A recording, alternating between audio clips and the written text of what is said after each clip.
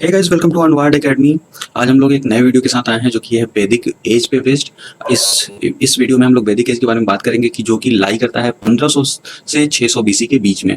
इसका रीजन लाई करता था। इसके मेन जो प्रोफाउंडर्स थे वो आर्यंस थे। आर्यंस एक्चुअली जो इंडस सिविलाइजेशन को कहा जाता है कि मेनली जो नेचुरल डिजास्टर थे जिसके चलते इंडस सिविलाइजेशन डिस्ट्रॉयड हो गया था, उसके बाद आर्यंस आए थे। तो प्रो फाउंडर्स यानी कि इसके मेन जो फाउंडर्स है प्रो फाउंडर्स दे वर आर्यंस। ओके, कहा जाता है कि सेंट्रल एशिया से ये लोग आए थे यहाँ पे। वहीं पे अलग अलग डिफरेंट डिफरेंट व्यूज हैं। जैसे यूरोप से कहते हैं जो विलियम्स जोन्स है वो कहते हैं यूरोप से आए हैं। वहीं मैक्स मूलर जो कहते हैं वो कहते हैं सेंट्रल एशिया से आए हैं। मेनली मैक्स मूलर के जो थ्योरी थी इसको एक्सेप्ट किया गया कि ये सेंट्रल एशिया से आर्यंस यहाँ पे आए थे। देन वहीं पे बाल गंगाधर तिलक का कहना था कि ये आर्टिक रीजन से आए हैं। और दयानंद सरस्वती थे, स्वामी दयानंद सरस्वती, इनका कहना था कि ये तिब्बत रीजन से आए थे। बट एक्चुअली जो मेन एक्सेप्टेड थ्योरी है वो है सेंट्रल एशिया मैक्स मूलर के थ्रू। और इनका कहना है कि सेंट्रल एशिया से आर्यंस आए थे और यही माना गया। लैंग्वेज जो यूज करते थे आर्यंस वो आर्य था। ओके, सोर्स ऑफ एग्जिस्टेंस इनका मिलता है वेदास, जो लिटरेचर है वैदिक लिटरेचर, वेदास लिटरेचर, उससे मिलता है। और ये जो लैंग्वेज है सिमिलर टू संस्कृत है आर्य, ये भी ध्यान रखिएगा, similar to something Sanskrit but not exact Sanskrit. Next अगर हम बात करें वैदिक लिटरेचर की स्प्रेड और जनरेशन कैसे कैसे बढ़ा ये, तो पहले फर्स्ट जो आए उसके बाद as a generation, then by mouth, then by so called, जैसे कि कहते कहते, फिर स्तुति यानी कि बखान करना। जैसे अगर आप जनगण मन हम लोग गाते हैं तो कैसे हम लोग उस चीज को सिंग करते हैं, या फिर वंदे मातरम गाते हैं तो कैसे उसे सिंग करते हैं। तो श्रुति यानी कि उसकी बखान करना, जैसे आपने रामायण या फिर दूसरी जगह जो गाते हुए देखा होगा। तो इस तरह से ये स्प्रेड हुआ वैदिक लिटरेचर। ठीक है, क्योंकि बाई जनरेशन पहले होता है कि एक जनरेशन से दूसरे जनरेशन में गया, देन उसके बाद माउथ से बोला जाने लगा, देन सो कॉल्ड्स, देन स्तुति।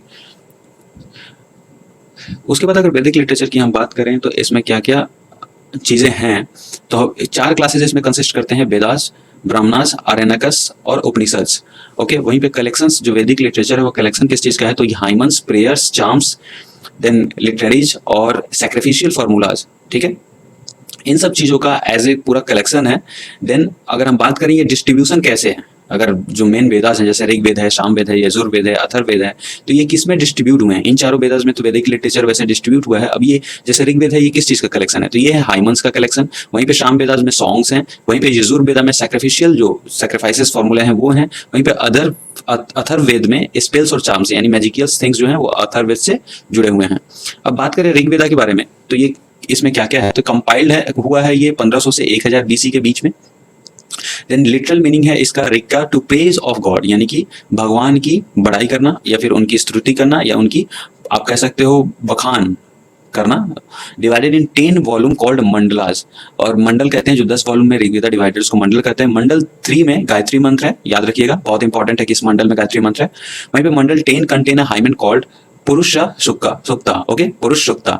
It has many things common with Avesta, which is the oldest book of Iranian language. Remember this, Iranian language का अगर पूछा जाए कौन सा सबसे oldest book है, that is Avesta. Okay? Then हम आगे बात करें तो सामवेदा है। सामवेदा में देखिए 1810 हाइमन्स हैं, कलेक्शंस ऑफ सॉन्ग है, इसको सामवेदा कहते हैं। Mostly from Rig Vedas, maximum जो सॉन्ग्स हैं वो सब ऋग वेदास के हैं। एज ए सॉन्ग्स उसको कंपाइल्ड किया। एज ऋग वेदा ऋषिज कॉल्ड, जो ऋग वेदास के ऋषिज थे उनको कहा जाता था होत्रा और होत्री। रिमेंबर दिस, होत्रा एंड होत्री। साम वेदा पर्सन्स एक्सपर्ट्स, साम वेदा पर्सन जैसे ऋग वेदास के पर्सन्स को अगर ऋषिज को हम कहते थे होत्रा होत्री, वैसे साम वेदास के जो सॉन्ग्स के एक्सपर्ट्स होते हैं उसे उद्गात्री कहा जाता था, UDGATRI। Okay, beginning of Indian music यही साम वेदा से शुरू होता है, साम वेदा से शुरू होता है और यहीं से पूरा म्यूजिक स्टार्ट होता है। इस चीज को आप याद रखेंगे। देन यजुर्वेद, यजुर्वेद मतलब क्या होता है, collection of sacrificial formulas. Sacrificial formulas हैं, इनका कलेक्शन कहलाता है Yajurveda. Describe about recitation, mantras and rituals, जो भी मंत्र हैं या रिचुअल्स हैं इनके बारे में डिस्क्रिप्शंस हैं। एक्सपर्ट जो इसके थे वो कहे जाते थे अधर्व्यू। ओके, और इसमें 2 पार्ट्स थे, कृष्ण यजुर्वेद और शुक्ल यजुर्वेद। जो यजुर्वेद था इसका 2 पार्ट था, कृष्ण यजुर्वेद, शुक्ल यजुर्वेद। ओके, देन अथर्ववेद की बात करें तो this is the collection of charms and spell. This is the collection of charms and spell. इसमें बहुत सारे मैजिकल थिंग्स थी, जादू वाली चीजें थी और सभी यहीं से आते थे। जो आप देखते हो कि कोई आप पे जादुई टोना या फिर समथिंग इस टाइप का सुना होगा, तो ये अथर्ववेद की चीजें थी। Contents magical hymn to get relief from desires, जो भी डिजायर्स थे उनसे रिलीज पाने के लिए contents magical hymns. Indian medical science called Ayurveda derive from Atharvaveda. Remember this, जो आयुर्वेदा है वो कहाँ से डिराइव हुआ है, अथर्ववेदा से। Then the Brahmanas contains meaning of Vedic hymns, their applications and etceteras. Tandya Brahmana और सतपथा ब्राह्मणा। ओके, ओल्डेस्ट थे ये सभी में, and it is the most voluminous among all the Brahmanas. तो इस तरह से ये दो पार्ट में ब्राह्मणास बटे हुए थे। और अथर्व, इसके आगे अगर हम बात करें तो उपनिषद आते थे, जैसे कि सारे जो वेद थे उनके बाद उपनिषद। अब these are the called Vedanta, जो उपनिषद थे उनको वेदांता कहते थे, and these are the last book to be compiled in the series of Vedic literature. Remember, जो लिटरेचर सीरीज थी वैदिक एज में, ये लास्ट बुक्स कहे जाते थे उपनिषद में। कंटेंट जो क्या कैरी करते थे, अबाउट सोल, आत्मा के बारे में, ब्राह्मण रिबर्थ, जो ब्राह्मण्स होते थे, देन जन्म के बारे में, and theory of Karma, what is Karma, जैसे कि आप कर्म के अनुसार आपको क्या मिलता है, अगर आप गलत करते हो तो उसके टिट फॉर टैट कैसे होगा, इन सब चीजों के बारे में उपनिषद जो है वो कैरी करता था। वहीं पे एक मुंडुका उपनिषद नाम का उपनिषद था, जिससे सत्यमेव जयते, जो कि नेशनल एम्ब्लेम में है सत्यमेव जयते, उसको लिया गया था मुंडका उपनिषद से। बहुत बार क्वेश्चन इससे पूछा गया, तो बहुत इंपॉर्टेंट है। देन द एंशिएंट रिवर्स थे, उनका क्या नाम था और अभी उनका क्या नाम है।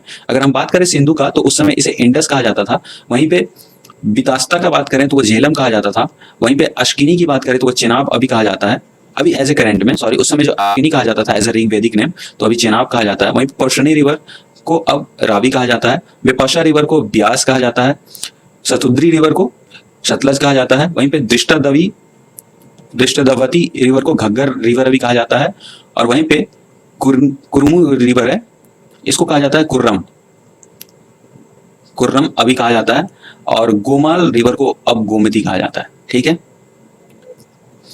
कुरेनी रिवर था, अब जो है इसको कुर्रम कहा जाता है, और गोमाल रिवर को गोमती कहा जाता है। तो this are the rivers. Gomti ये लखनऊ में है, एलक्यू से फ्लो करता है, वहां से गुजरता है।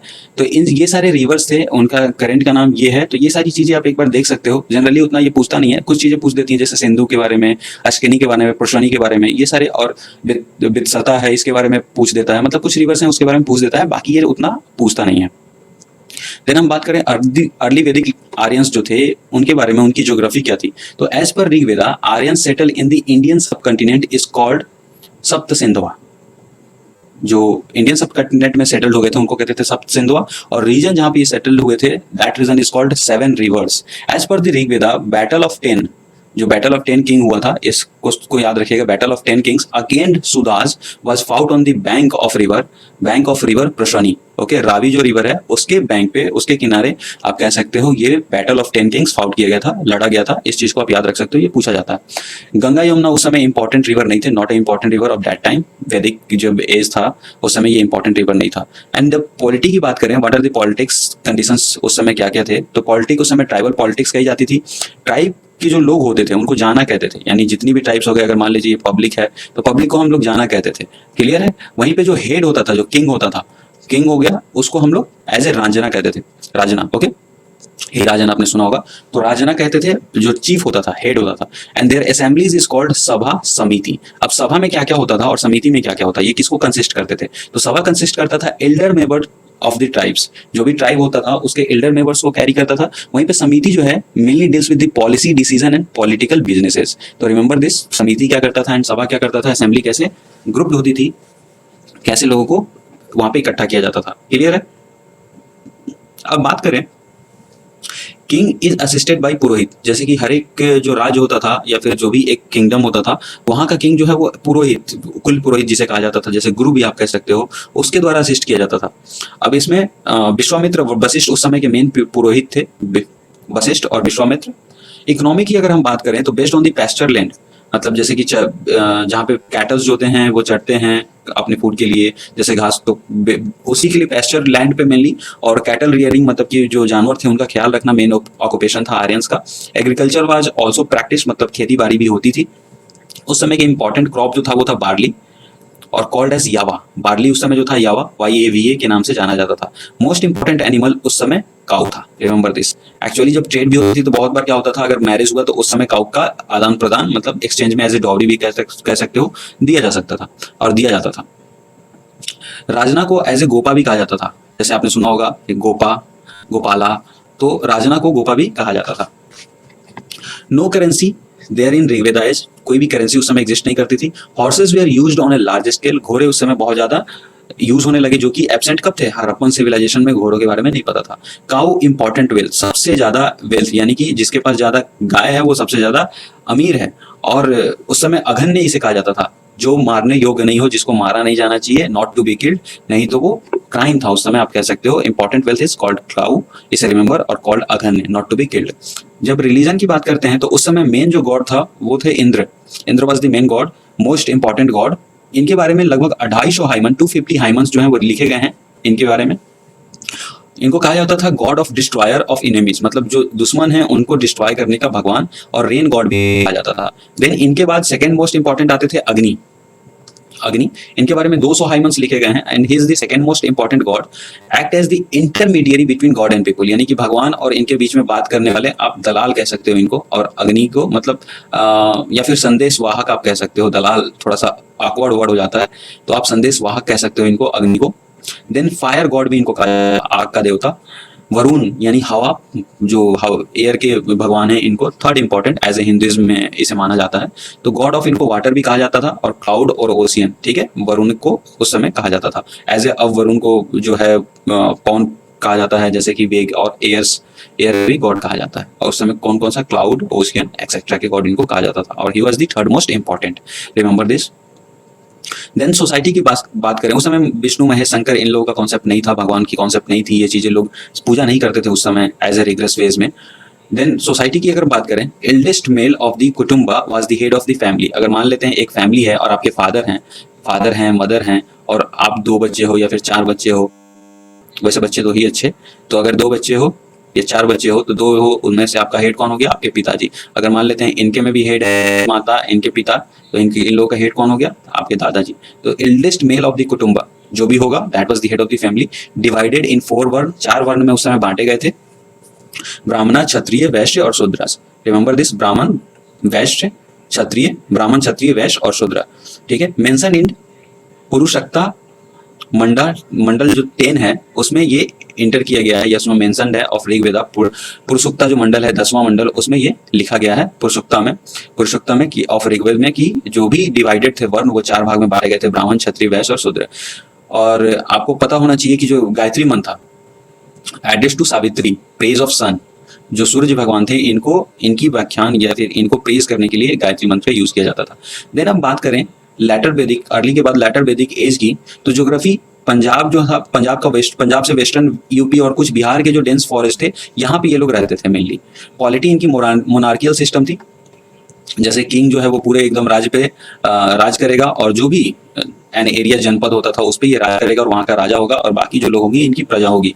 कॉन्सेप्ट लाइक अधिराज, राजा अधिराज, सम्राट एक्सेट्रा कम इन दिस, मतलब राजा को बोध करने के लिए बहुत बड़ा राजा है तो राजा अधिराज, उससे भी बहुत बड़ा राजा है तो अधिराज, सम्राट, इस टाइप के कॉन्सेप्ट चीजें, मतलब नए नए टाइटल आने लगे इस समय लेटर वैदिक एज में। देन ओमेन्स की बात करें, यहाँ पे ओमेन्स को हटा दिया गया सभा में बैठने से। जैसे अर्ली वैदिक एज में सभा में अलाउड थे ये लोग कि हाँ महिलाएं भी बैठ सकती हैं, लेकिन अब हटा दिया गया था। देन अश्वमेध स्टार्टेड। अश्वमेध यज्ञ क्या होता था, इसमें जैसे कि हॉर्स, घोड़ा जो है छोड़ दिया जाता था, और जहां तक ये जाएगा और किसी ने नहीं पकड़ा, अगर किसी ने पकड़ लिया, जैसे कि अभी उत्तर रामायण चलेगा आपको डीडी नेशनल पे, अगर उसमें देखेंगे आप, तो उत्तर रामायण में जैसे अश्वमेध यज्ञ कराया जाता है राजा राम की तरफ से, तो वहां पे उनके बच्चे ही उस घोड़े को पकड़ लेते हैं और युद्ध मतलब वार के लिए निमंत्रण देते हैं। दैट लाइक अश्वमेध यज्ञ स्टार्ट हो गया था।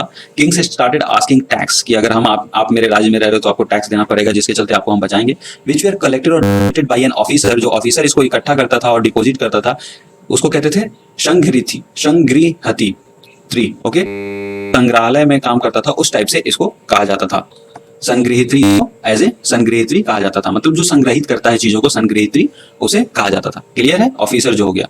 देन इकोनॉमी की बात करें, then what was the economy, उस टाइम की इकोनॉमी की अगर बात करें तो प्राइमरी ऑक्यूपेशन एग्रीकल्चर का था। सी गाइस, इससे बेटर आपको नोट्स जो है कहीं मिलेगा नहीं।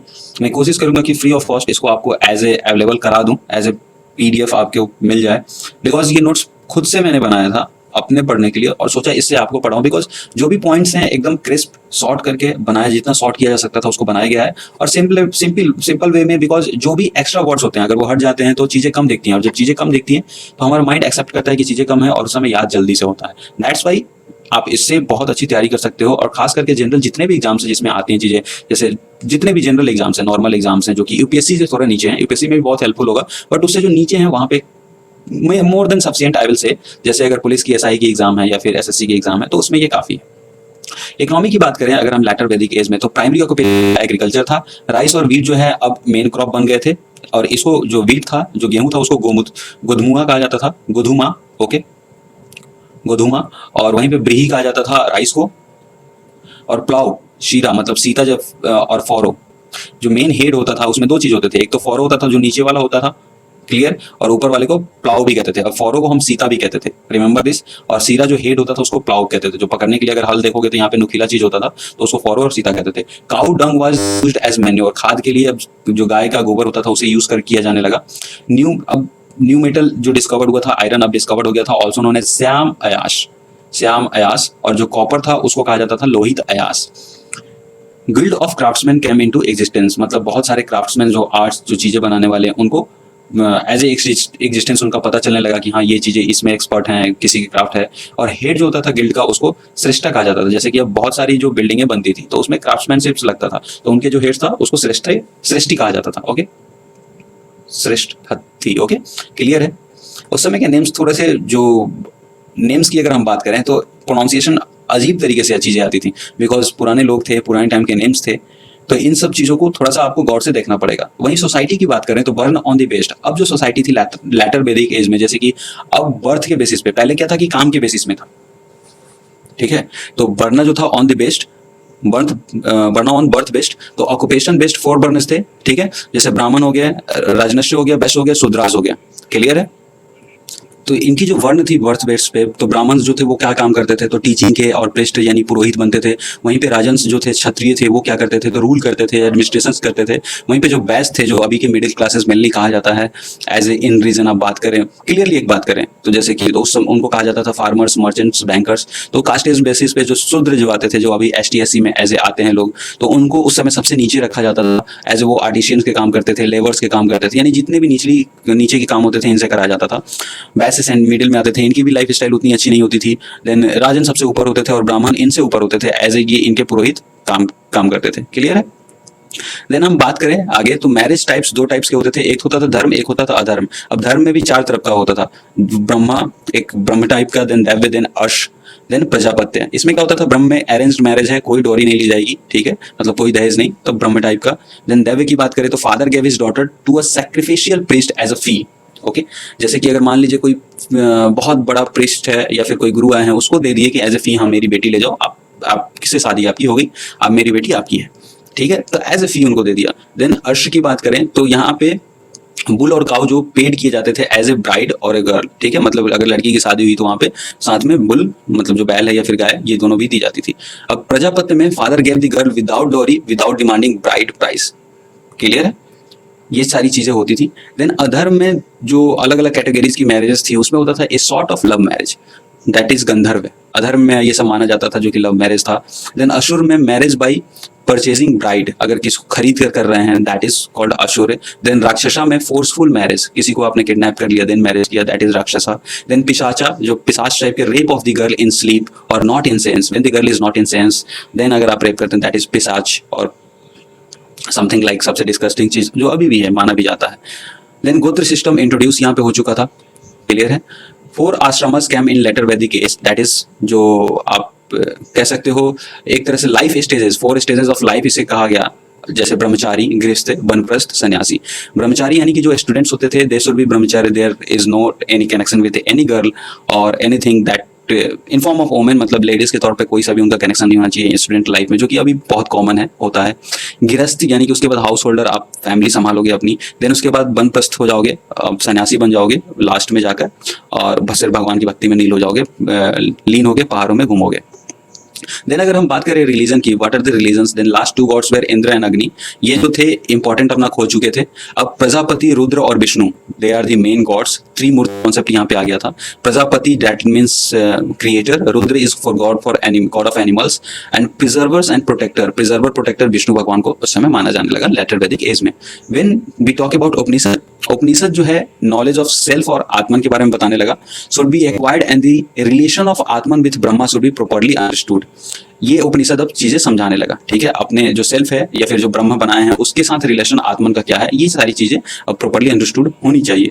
योगा जो है इस समय बेस्ट नोन था और पतंजलि के द्वारा इंट्रोड्यूस किया गया था as a Hindi philosophy. Yoga बहुत ही फिजिकल चीजें के लिए बहुत ही अच्छा है, एज आप फिजिकली फिट होना चाहते हैं तो योगा बहुत ज्यादा जरूरी है, और ये पतंजलि के द्वारा लाया गया था।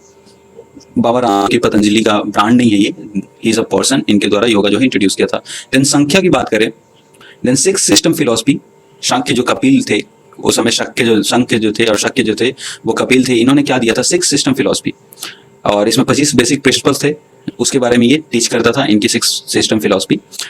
न्याय जो है सल्वेशन बाय गेटिंग नॉलेज, एक नया सिस्टम था, सल्वेशन बाय गेटिंग मतलब कि मृत्यु, आप कह सकते हो ब्रह्म की प्राप्ति बाय गेटिंग नॉलेज, जैसे गौतम बुद्धा, जिसे ज्ञानी कहते हैं ना, enlightened one, that is called Nyaya. Then Mimamsa होता था, Mimamsa is the system recognise Vedas as the final authority in determining the duties of man. अब किसी ह्यूमन को कैसे पता कि उसे कौन कौन से काम करने हैं, what are the work he is going to do in his life, तो कौन कौन से काम इसे करने हैं, वो मीमांसा बताता था। इसके चलते वो पता चलता था कि कौन सी ड्यूटीज वेदास उसको दिए हैं, कौन कौन सी ड्यूटीज एक इंसान को करना चाहिए, सारी ड्यूटीज रिकॉग्नाइज करते थे वेदास को as a final authorities, Vedas के थ्रू पता चलती थी, ठीक है। देन हम बात करें महाभारत, उस समय कहा जाता था जय संहिता, अर्लियर इसको भरत भी कहा जाता था, लेकिन प्रेजेंट टाइम में इसको महाभारत कहा जाता है, और इसे अभी हम लोग डीडी भारती पे देख भी रहे हैं, जो कि प्रसारित हो रहा है, तो आप इसे देखना चाहें तो देख सकते हैं। शत सहस्त्री संहिता भी इसे कहा जाता था, contents 1 lakh versus so called शत सहस्त्री संहिता, 1 लाख वर्सेस इसमें यूज किए गए हैं, इसके अंदर है महाभारत के अंदर। अब इंपॉर्टेंट टर्म्स जो वैदिक एजेस में यूज होते थे, जैसे व्रीहि राइस को कहा जाता था, उस्ता कैमल को कहा जाता था, देन वहां पे शौरभा एलिफेंट हाथी जो होता था उसको शौरभा कहा जाता था, धौत्री जो है डॉटर को कहा जाता था, ब्रजपति ऑफिसर इन चार्ज जो पैस्चर लैंड का होता था जहाँ पे पशु चरते थे, that is called Vrajapati, Gopa राजा को कहा जाता था, गोमत वेल्दी मैन, जो भी अमीर आदमी होगा उसको गोमत कहा जाता था, वहीं पे चरवाना जो ब्लैक स्मिथ होता है उसको कहा जाता था, हिरण्यक गोल्ड स्मिथ को कहा जाता था, Govikartana keeper of games and forest, Govikartana keeper of games and forest, Kulala potter को कहा जाता था, गोघना गेस्ट जो गेस्ट आते हैं उसको गोघना कहा जाता था, वहीं पे संगहित्री जो ट्रेजरर था, संगहित्री जो ट्रेजरर यानी कि जो भी आप कह सकते हो, अभी कहा जाता है ना कि हाँ कोषागार विभाग, तो उसमें जो ट्रेजरर होता है उस समय का संगहित्री होता था। तो ये सारे नेम्स थे जो कि उस समय यूज किए जाते थे। तो आई होप आपको वैदिक एज जो है वो बहुत सिंपली समझ में आ गया होगा, कौन कौन से टर्म हैं, कौन कौन से कैसे बाई बर्थ कास्टिज्म में चीजें इंट्रोड्यूस हुई, कैसे बटे चीजें ब्राह्मण क्षत्रिय वैश्य और शूद्रिज्म में कैसे उनको लोअर लेवल पे ले आया गया। इसके बाद वाली वीडियो में हम लोग पढ़ेंगे बुद्धिज्म और जैनिज्म के बारे में एज क्रिस्प और शॉर्ट में और पूरे डिटेल में, मोर देन एनफ होगा किसी भी एग्जाम के लिए, और 100% उससे क्वेश्चंस आएंगे बिकॉज उसी पॉइंट्स को उठाया जाता है जिससे क्वेश्चंस आते हैं। तो अगर आप सपोर्ट करना चाहें तो सपोर्ट कर सकते हैं, बहुत अच्छा लगेगा अगर आप चैनल को सपोर्ट करेंगे, बिकॉज आपके सपोर्ट से ही चैनल ग्रो करेगा, और जब आपको चीजें कंटेंट अच्छी चाहिए देन आपका सपोर्ट भी चाहिए। इसकी पीडीएफ मैं आपको डिस्क्रिप्शन लिस्ट में ही दे दूंगा, वहां से आप चाहें तो डाउनलोड कर सकते हैं। मे भी हो सकता है आफ्टर फिनिशिंग एंशिएंट इंडिया हम लोग एक कंपाइल पीडीएफ ही आपको दे दें, तो मे भी बेनिफिशियल हो, बट आप लोग की सपोर्ट चाहिए, बिकॉज बिना सपोर्ट की इतनी मेहनत आप खुद एनालाइज कर सकते हैं। तो मिलते हैं अगली वीडियो में, तब तक के लिए टेक केयर, बाय बाय, जय हिंद।